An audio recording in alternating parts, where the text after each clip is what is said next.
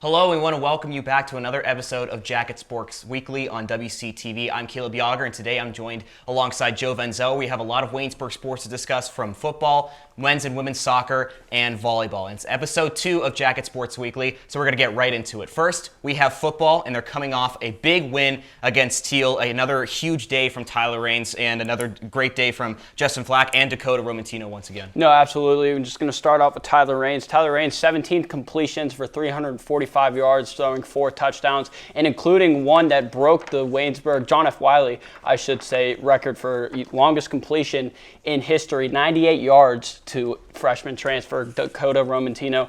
And just all-around great game for the Jackets. Looking at some stats here, total yards 565 to Teal's 352, and just going off of the pass yards, 325 to 184. And Justin Flack, also no slack, 240 to Teal's 168, Caleb.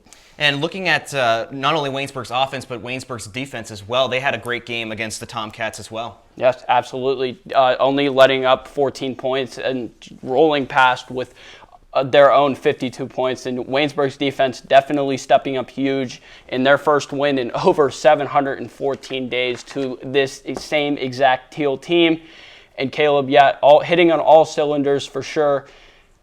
Great game for the Waynesburg University Yellow Jackets' first win. More coming up on football later, as we will bring in another analyst to discuss Waynesburg football. Now we're going to go over to women's soccer. Women's soccer coming off of a loss against Baldwin-Wallace. They were shut out 4-0. But before that, they had a huge win in New Concord, Ohio, taking on the Fighting Muskies of Muskingum, in which they won that game 3-1. And the women's soccer team, they are 3-2 on the season so far, Joe. 3-2, and tough, devastating loss over the weekend to Baldwin-Wallace. Baldwin-Wallace getting after it early, only scoring 9:57 into the game, and just kind of led on from there. And 3-2 for the women's soccer team so far. It should be an interesting season coming up. They have Lancaster Bible next week.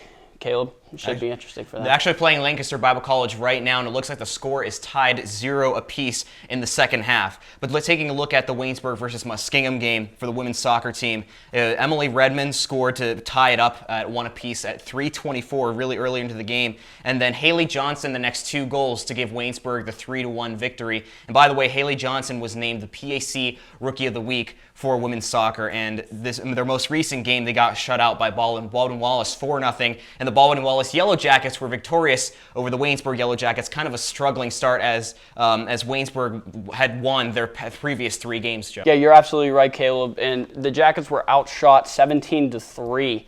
But Autumn Blair, the Penn Hills native for the Jackets, had 7 saves on the day, which didn't really help in the end, but definitely a good effort from the soccer team. They had a 3-game winning streak coming into that game, but it got snapped by Baldwin-Wallace. And like you said, Autumn Blair had a great game, but they did get outshot 17-3. And looking at the men's side of things, it was almost an identical game for the men Yellow Jackets facing against Baldwin-Wallace. They were outshot 23-8 in their game against Baldwin-Wallace.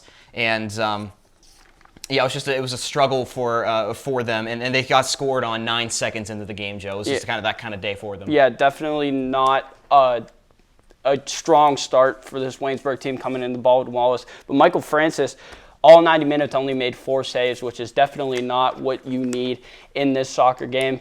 And, they took a 2-0 advantage into the halftime break, which definitely is not what you need to portray the rest of the game. But Baldwin-Wallace absolutely hitting on all cylinders, beating them 4-0. They will play today at 4 p.m. as we record this. Lancaster Bible, like women's soccer. Yeah, and right now, it's like when we mentioned, women's soccer is currently tied 0-0, and then the men's soccer team, like Joe said, is playing at 4 o'clock. They also had, before the Baldwin-Wallace game, men's soccer had a game against Muskingum where they lost 2-1, and it's just been that kind of season where they've been in all of their games. They've lost in overtime, double overtime, lost by 1 goal. But it's been that kind of season. But we'll see what the Jackets will start to do in these next couple of non-conference going into conference games. And we're going to finally wrap up with volleyball. Volleyball has been absolutely outstanding so far throughout the season. They're 7-4 on the season, and the team has won 3 of their last 4 games against W&J, and they lost to Allegheny 3-1. Allegheny was a tough opponent for them, but then they took out Mount Aloysius and La Roche 3-1 in both of those games, Joe. Yeah, especially the La Roche, second time beating them this year, and with the 3-1 victory as the same as their previous bout. And they won, yeah, like you said, won 3 of their last 4. Allison Johnson, PAC Defensive Player of the Week for women's volleyball, and they are just going to continue rolling, I believe. They play Bethany College tomorrow night. And Waynesburg volleyball as a team having some really great statistics so far. They're in the conference, they're 3rd in hitting percentage, 2nd in assists, 3rd in blocks, and 1st in digs. And some individual leaders as well in the PAC. Kayla Stohan, 3rd in hitting percentage. Michaela Osborne leads the PAC right now in kills. She has 123 total, and she averages just over 3%. And Jillian Mulcahy is also in the top 10 in the conference for digs. Volleyball having a great season so far. They've won 3 of their last 4 games.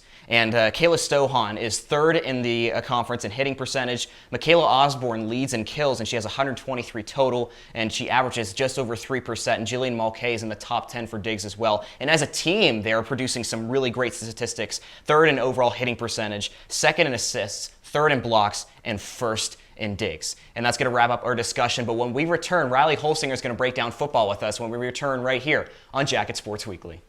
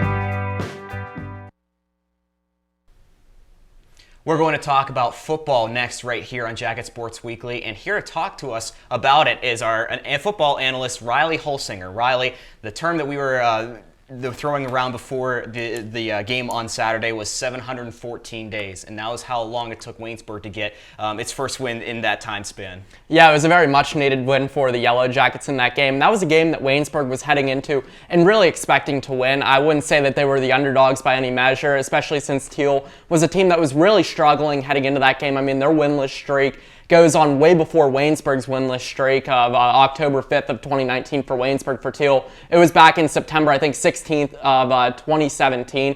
So it was a really good win for Waynesburg, a very much-needed win, Caleb. Absolutely, Riley, and you touched on just different points on how they do win this game. What was the one thing that stood out to you on offense? I think the biggest thing for offense for me was all cylinders were clicking on offense. You couldn't just say it was just a good performance by one player, because I like to call it the transfer trio right here of Tyler Raines, of Justin Flack, of Dakota Romantino. All 3 of those guys are the main stars of the offense for Waynesburg, all guys that transferred in. Raines from Towson, Flack from Mount Union, and also Dakota Romantino from Cal U. All of those players had a really solid day. Raines, 17 for 21, had 325 yards, 4 touchdowns, his back-to-back 300-plus yard and 3-plus touchdown performance. Justin Flack, 177 yards on the ground, 2 touchdowns, his back-to-back performance of 100-plus yards and a touchdown. Then Dakota Romantino, he's had back-to-back solid performances too, 6 catches, 187 yards and a touchdown from him. So I think it's just all of those guys really clicking on offense and showing Waynesburg that they're not just one-dimensional on offense like how they were in years past, that they can have a lot of options on what to do. 2 weeks ago, Waynesburg scored 33 points against Case Western. They gave up 66. This past week, they gave up only 14. Can you just describe some of the guys who have been kind of stepping up this past week with being led by Luke Mangus, the senior?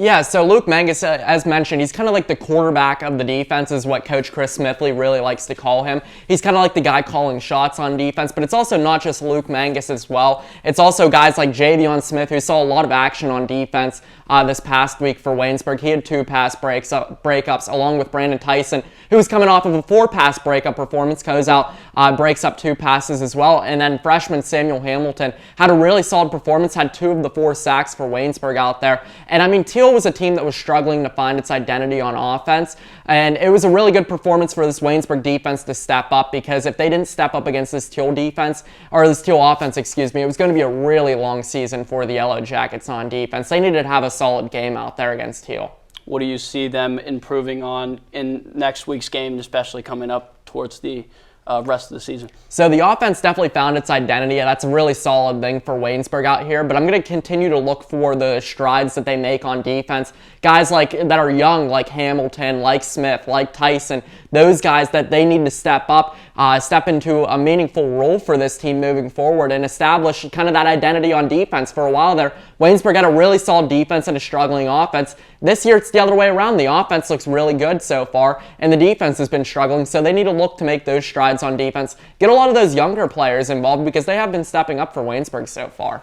Now, with Waynesburg getting the victory over Teal, they've been celebrating this weekend and throughout this week, but they got to get some work in, because they've got a tough opponent on Saturday in Carnegie Mellon. So, as a final question, what do you think going into this game they have to do in order to compete and maybe, I don't know about get the win, but especially compete against this Tartan team that shut them out at John F. Wiley Stadium last year? They needed to establish the tone early. They needed to show Carnegie Mellon that they are in this game and that they're ready to play against the Tartans, because this is a Tartans team that's pretty good. Last week against Grove City, the Tartans lost 13-6. Grove City, in my opinion, is a little bit more of an upper echelon team in the President's Athletic Conference. So what Waynesburg needs to do early on is make sure that they shut down quarterback Ben Mills and just limit them on offense. I mean, Carnegie Mellon always has a very solid defense. They lost to Geneva a couple weeks ago, 31-17. So if Waynesburg can establish the run a little bit like Geneva, not saying the triple option, but if they establish Justin Flack and he has another solid performance like that 177-yard performance he had last week, it could be a really solid performance for Waynesburg out here, and it could possibly be win number 2 on the year, although Waynesburg's heading into this game as the underdogs. We had a lot of big plays on Saturday, like Dakota Romantino, a 98-yard touchdown, Monroe Moeller taking it to the house on a punt return. Can you just talk about some of those big plays for the Yellow Jackets? Well, it's definitely great to see out there, because this is a Yellow Jackets team that really struggled last spring trying to find offense, struggled early on in this season other than that Case Western game finding offense, so it's just a great sign out there, Caleb. And I think that's going to do it for football. Thank you so much, Riley, for joining us, and you provided a great analysis for the football team. And when we come back, we're going to be talking men's soccer when we come back right here on Jacket Sports Weekly.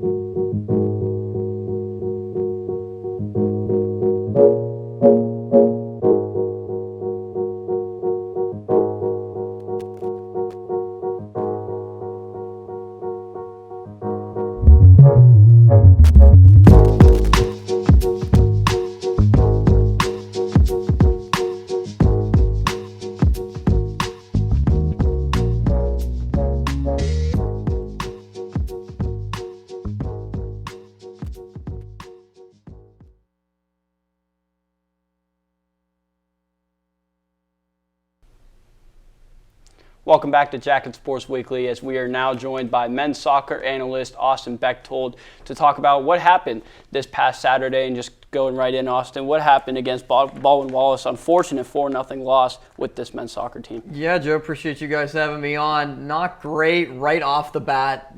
Yellow Jackets give up a goal 9 seconds in, and whenever you have something like that right off the gate for a very young team like the Yellow Jackets are, it's not going to help with momentum. It's not going to help with really confidence as well against a Baldwin Wallace team that is pretty good for their own right. So just not really being able to get off the right foot, especially to push this losing streak to now 3 in a row with the loss to Baldwin Wallace. It doesn't help, especially a majority of your games have been on the road. The only game at home this season has been against La Roche, which was a blowout win, 8-2 for Waynesburg. So just a combination of, I think, not being able to play much at home, the start, obviously, and a young team, just you weren't able to put the ingredients together to be able to rebound. And Treg Lunger, the head coach for the Waynesburg University men's soccer team, has said that it's the starts and it's the ability to travel and to start early that's been the factors that they need to work on for the men's soccer team. And like you mentioned, Austin, it's the second home game today. They've been on the road, and a lot of their games have been extremely close, with the exception of Baldwin Wallace. They got blown out 4-0. But it's been overtime. It's double overtime losses, overtime loss, one goal deficit games. Can you kind of just describe what it's been like for this team and why have they been finding themselves in these situations? Well, 3 of the 4 losses, as you mentioned, Caleb, have been by 1 goal. And one of the games, double overtime, as you mentioned, Allegheny, overtime against Mount Aloysius. It really has just been for this team, there's been a lack of offense other than LaRoche, not being able just to, put your foot on the pedal and really be able to accelerate the offense to where it needs to be. And, I've already mentioned it a little bit, but I think that the inexperience plays a part in that, not being able to, have the type of maybe chemistry as well, and Treg Lunger's first season as well, putting, probably a new system in place right now for this Yellow Jackets team. I think it's just been a little bit difficult to, at the end, be able to conclude some games and be able to find timely goals, which is what we just have not been able to see. And I mean, there's been good things. It hasn't been bad for this team. We see that they're right there. And before we get into conference action, you're going to want to be able to see something today, as you mentioned, against Lancaster Bible College, which even though they're 3-1-1, I would think is a winnable game for Waynesburg. But that's just been the main takeaway, the fact that these have been narrow games and Waynesburg on the doorstep, but they haven't been able to knock down the door. Absolutely, and you just touched on the inexperience and the youngness of this team, and especially goalkeeper Michael Francis only having 4 saves on Saturday. What pressure does that put on him going forward with this team and just leading what they can do coming up next? Yeah, and I think being a freshman, he is a semi-local product from Bethel Park. It's also just not an added advantage being able to have the experience playing in Division III soccer yet. So I think that's part of where the offense needs to step up to be able to give him a little bit more security and a little bit more of comfort in the net as well, to be able to play with the lead and have a little bit more confidence. But I think overall, him and Zach Burke as well he's also seen time in the net. Very young goaltending for Waynesburg so far this season, with Francis a freshman and Burke a sophomore.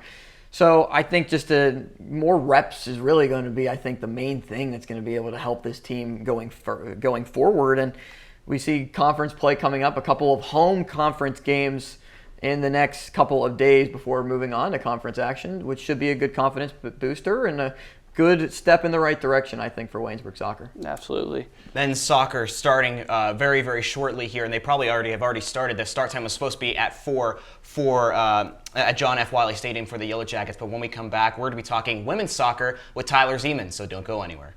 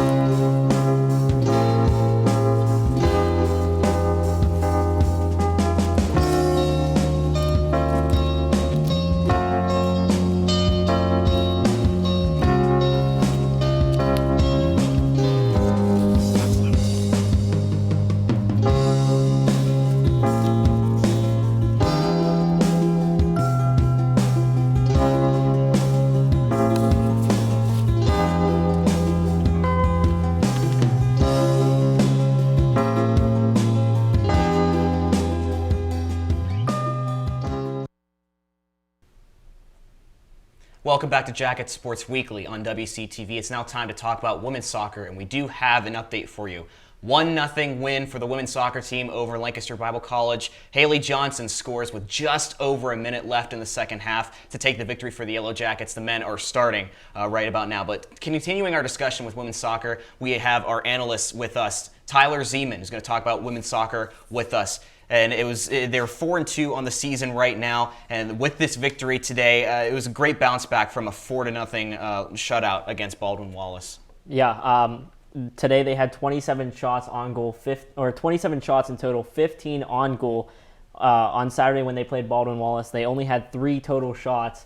2 were on goal, and they all came in the first half. And there's no way you can score with only 3 shots and 2 of them on the goal, and they all came in the first half. You can't win games like that. Baldwin Wallace just was all over them from the start. They had 5 total shots in the first half, but 12 in the second half. And props to Autumn Blair, who was only able to concede 4 goals in that. 17. She faced 17 total shots. That's just not an easy task. But they were able to bounce back today. Absolutely, definitely taking the win today. And what did you see in this game today that really stood out to them and really bounced back from that Saturday loss?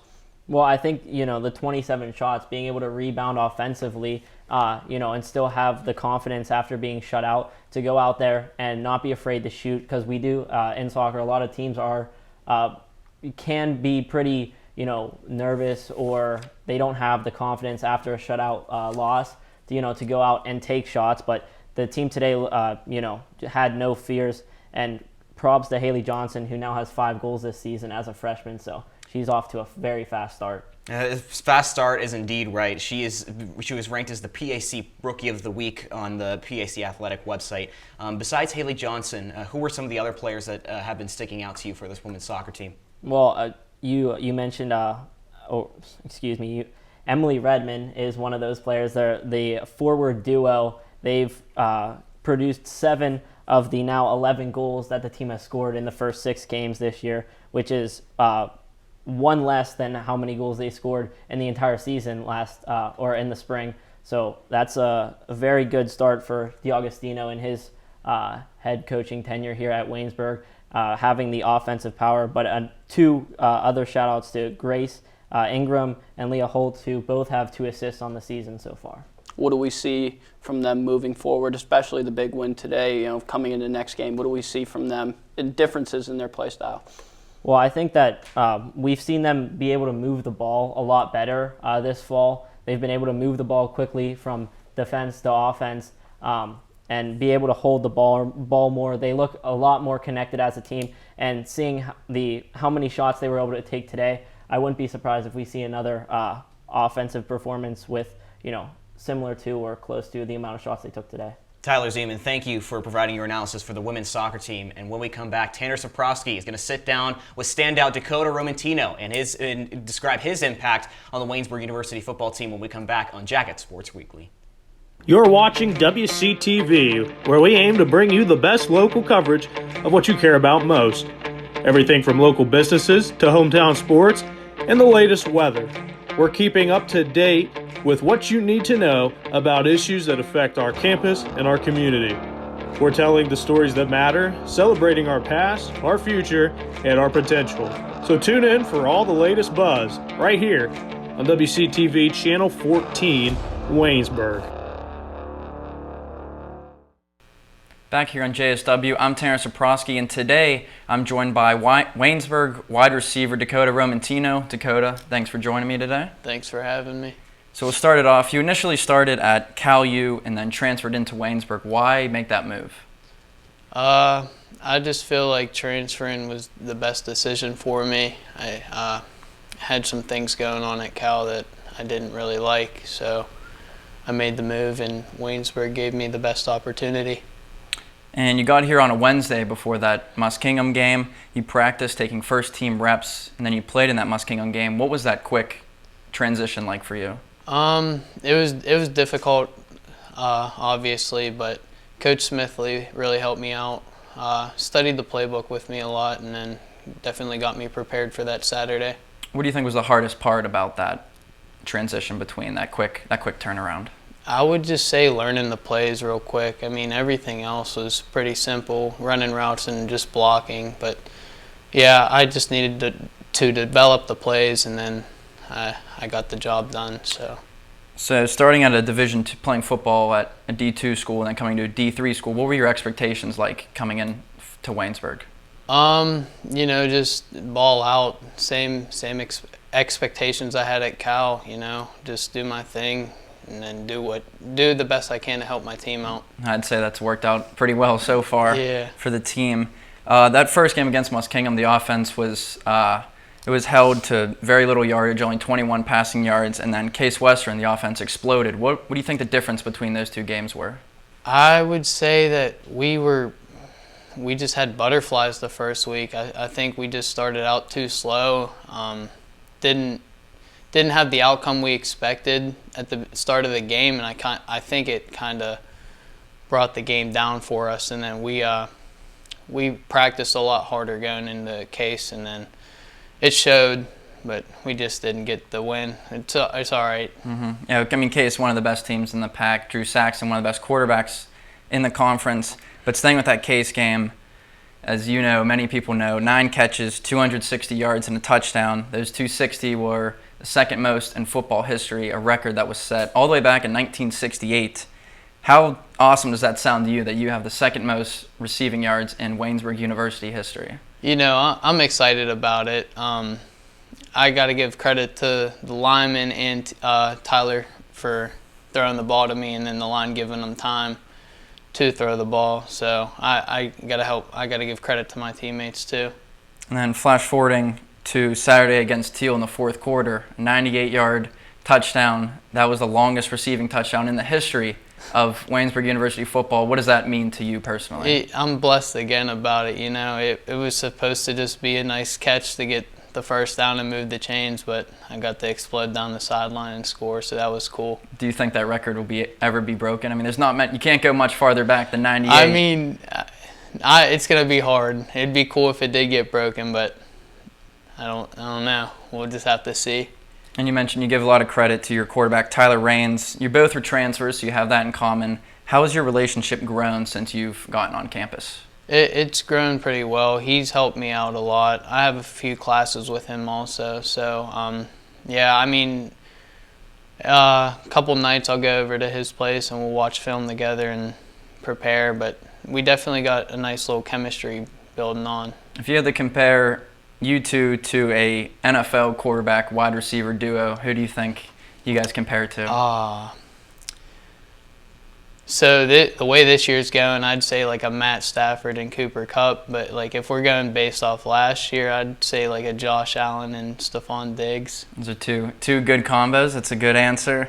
The offense, as I mentioned, has really come alive the last 2 games. You guys scored 85 points between these last 2 games. What kind of clicked after that Muskingum game that allowed you guys to be that explosive on offense? You know, we watched film that following Monday. Coach Smithley really got on us, and we used that as motivation at practice, and we just worked harder than we usually did, and hopefully we just keep building on and on. So. And I assume you heard this number a bunch of times, 714. The days between the last 2 Waynesburg football wins. What was it like being part of this team to have a win like that in the first time in 2 years? You know, it was definitely exciting, but it was expected, you know. Hopefully we go into this week fired up, and I think this is our statement game against Carnegie Mellon, and if we win, we can really put ourselves on the map and flip the season around. I was going to say, you guys are having a couple tough games coming up here at Carnegie Mellon. You finish off the season with Washington and Jefferson. What are your expectations for this team for the rest of the season? It's just 1 week at a time, you know. Today sparks the plug for Carnegie. Just go into practice. Hopefully we work hard, just get the same outcome we did last week. All right.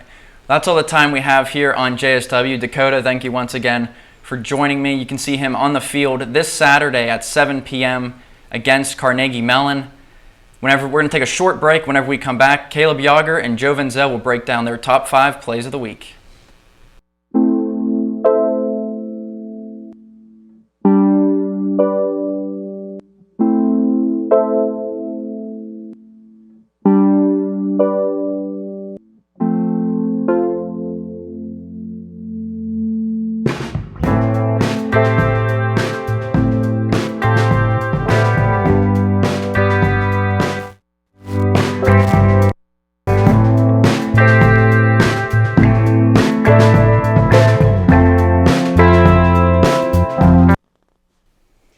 now it's time for one of our favorite segments here on Jacket Sports Weekly. It's time for the top 5 plays of the week. So let's get right into it. All right, here we go. Number 5, Ben White puts it in the back of the goal. That was Waynesburg's second goal against Lancaster Bible College. You see it in slow motion there. Just sneaks it past the keeper. Unfortunately, they did lose 3-2 in that game. Number 4, Waynesburg volleyball home versus W&J, and freshman Michaela Osborne with the deafening kill. Defender had no intention of stopping that one. Jackets win 3-0. Number 3, Daniel Hott from outside the 18 puts it in the back of the net. A high shot sneaks it past the keeper. Once again, he points to his teammates to join him on the sidelines. Nice shot from Daniel Hott. That was the first goal of the game. Transfer standout Dakota Romantino gets the pass from Tyler Raines, and he will go all the way. 98-yard touchdown from Dakota Romantino, the longest completion in Waynesburg University history. Raines gets Romantino on the out route, and Romantino says, "See you later," to the defenders. And we'll go with number 1, Monroe Moeller. This is off a kickoff return. Oh, it looks like he's going to be tackled. No, wait. No, wait, he's still on his feet. Teammates are cheering. Go, go! One more defender to get by. And he does. Monroe Moeller takes it to the house off a kickoff return. What a nice play from the Yellow Jackets. Not only Monroe Moeller, but the blocking from his teammates as well. Jackets win that game big against Teal, 52-14.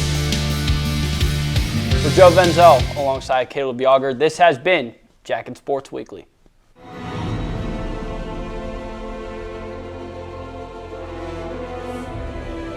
This has been a production of Waynesburg Community Television.